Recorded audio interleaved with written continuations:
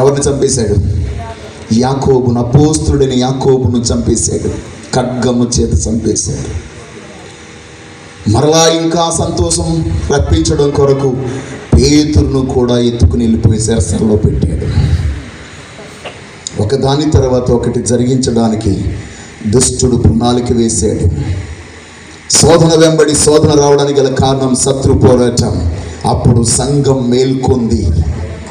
సంఘము అత్యాసక్తితో ప్రార్థన చేయడం ప్రారంభించింది. దేవునికి స్తోత్రం. ఈరోజు నేను చెప్తున్నాను, సమూయేలు అనగా ప్రార్థన. అందుకొరకే 99వ సంకీర్తన 6వ చరణంలో మనం చూస్తాం, ప్రార్థించు వారిలో సమూయేలు ఉన్నాడు. అయ్యా, యాజకత్వంలో ఎవరున్నారంటే మోషే, అహరోనులు ఉన్నారు.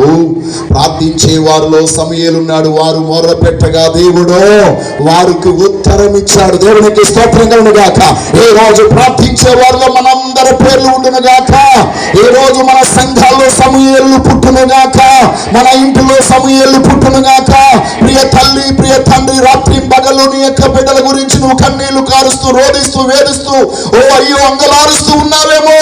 ఈ రోజు నిజమైన నీవు ఏడుపు శరీర సంబంధమైన ఏడుపుగా కాక, ఎందుకంటే వీరు శరీర సంబంధమైనటువంటి ఈ యొక్క మనుషులు, శరీర క్రియలను చేసేటువంటి ఈ ఫిలిష్తీయులు ఓ నీ యొక్క కుటుంబాన్ని చిన్న భిన్నం చేస్తుండగా ప్రార్థించే సమూయేలుగా నీవు లే. అతడు బ్రతికినంత కాలం, అతడు ఉన్నంత కాలం, అతడు ఉన్నంత కాలం నువ్వు ప్రార్థన చేస్తున్నావు. ప్రార్థన చేసినప్పుడు బాగానే ఉంది, అన్నీ బాగున్నాయి కదని సంబరపడిపోతున్నావు. మరలా మొదలు వచ్చేస్తుంది. ఫిలిష్తీయులు అలాగే చేశారు. ఇశ్రాయేలు జీవితాల్లో చూడండి, వాళ్ళు రావడం వెళ్ళడం, రావడం వెళ్ళడం. నీ బతుకులు అదే జరుగుతుంది, నీ కుటుంబంలో అదే జరుగుతుంది. ఒక రోజు 2 రోజులు కాదండి, 2000 సంవత్సరం మొదలుకొని 6వ శతాబ్దం వరకు, అంటే 20వ శతాబ్దం మొదలుకొని 6వ శతాబ్దం వరకు, అంటే ఇంచుమించు 1400 సంవత్సరాలు వేరు ఇశ్రాయేలు మధ్యనే వారికి ములులుగా ఉన్నారు. దేవునికి స్తోత్రం. ఎప్పుడైతే బబులోనీయుల సామ్రాజ్యం వచ్చిందో అప్పటికప్పుడు వాళ్ళు పూర్తిగా లయపరచబడ్డారు. తర్వాత వారు మనకు కనబడలేదు. ఈరోజు చెప్తున్నాను, ప్రియమైనటువంటి దైవ జనాంగమా, ఆధ్యాత్మికమైనటువంటి కోణంలో అపోస్తలుడైన పౌలు మనం పోరాడినది శరీరులతో కాదు, ఆ దురాత్మ సమూహములతోనూ, ఆ లోకనాదులతోనూ, వాయుమండల శక్తులతోనూ మనం పోరాడుతున్నాం. కాబట్టి ఆనాడు దావీదుకి సౌలు యొక్క కవచం ఎలాగా సరిపడలేదో, ఈ లోకంలో ఉన్న ఏ యొక్క కవచాలు మనకి సెట్ అవ్వవు, కానీ దేవుడిచ్చు సర్వాంగ కవచాన్ని మనం ధరించుకుందుముగాక. హల్లెలూయా, హల్లెలూయా. హాఫ్ నెక్కర్ వేసుకుని కట్ బనీలు వేసుకున్నటువంటి దావీదుకు అందరికి కనబడేది ఈ యొక్క హాఫ్ నెక్కర్ లేకపోతే కట్ బనీలే. కానీ ఆ ఆత్మీయ దృష్టిలో కనుక చూస్తే దేవుడిచ్చిన సర్వాంగ కవచము దావీదు మీద ఉంది. దేవునికి స్తోత్రం కలుగును గాక. హల్లెలూయా. ఈ రోజు మీ జీవితంలో కూడా ఒక మాట మీద చెప్తున్నాను, నీవెంత యోధుడువైనా, ఎంత యుద్ధవీరుడువైనా, మీరు గమనించండి, దావీదుని గురించి బైబిల్ ఒక మాట ఉంది, అతడు సింహపు గుండె వంటి వాడు, అతడు ఎంతటి వారినైనా జయించడానికి శక్తిమంతుడు, అతనితో ఉన్న వారందరూ యోధులే, అతను జయించడం అంత సులువు కాదు అంటాడు.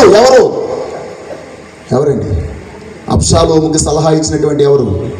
అహీతోపేలు. ఏ పేలండి? తల్లో పేలు కాదు, అహీతోపేలు. అతని ఆలోచన అంట దేవుని ఆలోచనగా ఉండేదటండి. అతడు ఆలోచన ఎలా ఉండేదట? దేవుని ఆలోచనగా ఉండేదట. ఒకప్పుడు దావీదు కూడా అలాగే అనుకున్నాడట. కానీ అతడి ఆలోచన దావీదుని సింహాసనాన్ని దించేసి అరణ్యపాలు చేస్తుందని అనుకోలేదు దావీదు. కానీ ఎప్పుడైతే అలాగా ఆ సంఘటన జరిగిందో అప్పుడు తాను ప్రార్థన చేయడం మొదలుపెట్టాడు. ప్రేమను బిడ్డలారా, అందుకొరకు ఈ ఫిలిష్తీయులను ఎదుర్కోవడానికి వెంటనే ఖడ్గాన్ని దూసి వెళ్ళిపోలేదు దావీదు. సర్వాధికరణ దేవుని యొద్ద సమూయేలులాగా ప్రార్థన చేశాడు. ప్రార్థన ద్వారానే వీరిని జయించగలమని దావీదు కనుగొన్నాడు. అందుకొరకే ప్రార్థన ద్వారా వారిని జయించగలిగాడు. ఈ రోజు నీతో చెప్తున్నాను, నీ జీవితంలో ఎదురవుతున్నటువంటి ప్రతి విధమైనటువంటి సమస్యల నుండి, దుఃఖం నుండి, వేదన నుండి, నీ యొక్క ధనాన్ని వృధాగా ఖర్చు పెట్టేటువంటి నీ కుమారుడు గురించి నువ్వు బాధపడుతున్నావేమో, తిరుగులాడుచున్నటువంటి నీ భర్తల గురించి బాధపడుతున్నావేమో. సంపాదన అంతా వృధా చేసేసి నీకు కష్టాన్ని నష్టాన్ని మిగిలిస్తున్నటువంటి వారిని గురించి నువ్వు వేదన పడుతున్నావేమో. ఏ రోజు చచ్చిపోయిన నీలో ఉన్న సమూయేలును నువ్వు బ్రతికించు. ప్రార్థన చేస్తున్నావు అనుకుంటున్నా కానీ నువ్వు ప్రార్థన చేయట్లేదు. ప్రార్థన చేస్తున్నారండి మీరు? ప్రార్థన చేసే వాళ్ళందరూ గట్టిగా స్తోత్రం చెప్పండి.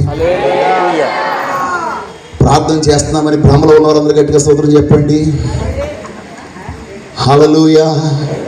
మనం భ్రమలోనే ఉంటున్నామండి, ప్రార్థన చేయట్లేదండి. ఎందుకంటే ప్రభు అన్నాడు కదా, శిష్యులందరితో కూడా ఆయన ప్రార్థన చేయడం నేర్పించాడు, ప్రార్థన ఎలా చేయాలో మాదిరి చూపించాడు, అన్నీ చేసిన యేసయ్య ఎలాగనగానే అద్భుతాలు జరిగిపోతున్నాయి, అలాగనే అద్భుతాలు జరిగిపోతున్నాయి. ఆయన కొండ మీద ఉన్నాడు కదా, ఈలోగా మనం కూడా చాలా కార్యాలు చేసేసి పేరు తెచ్చేసుకుందాం అని వీళ్ళందరూ అనుకున్నారట. ఒక చిన్న పిల్ల దెయ్యం తీసుకుని వస్తే వాళ్ళని ట్రై చేయడానికి ఒకరి తర్వాత ఒకరు 90 మార్పులు చెందారు.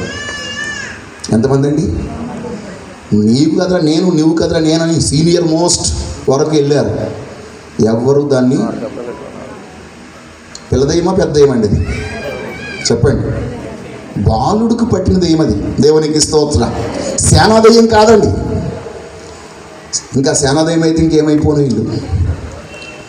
అప్పుడు ప్రభు వచ్చి ఒక మాటతో దాన్ని వెలగొట్టిస్తే వీళ్ళందరికీ డౌట్ వచ్చేసింది. ఇదేంటి, మేము ఇంత రాత్రి పగళ్ళు కష్టపడి ఆయన కిందకి దిగేంత వరకు చెమటలు కార్చాం కానీ అది వెళ్ళలేదు, కారణం ఏంటో అడగకుండా ఉండలేమని చెప్పేసి ప్రభు దగ్గరికి వెళ్ళి, ఏంటయ్యా మా వల్ల ఎందుకు కాలేదని అంటే, ఇలాంటివి ప్రార్థన వలననే కానీ, అనగా ఉపవాస ప్రార్థన వలననే కానీ మరి దేని వలనను. అందుకొరకే 7వ అధ్యాయంలో సమూయేలు ఉపవాస ప్రార్థనను ప్రతిష్ఠించాడు. దేవునికి స్తోత్రం కలుగును గాక. హల్లెలూయా, హల్లెలూయా. ఈ రోజు నేను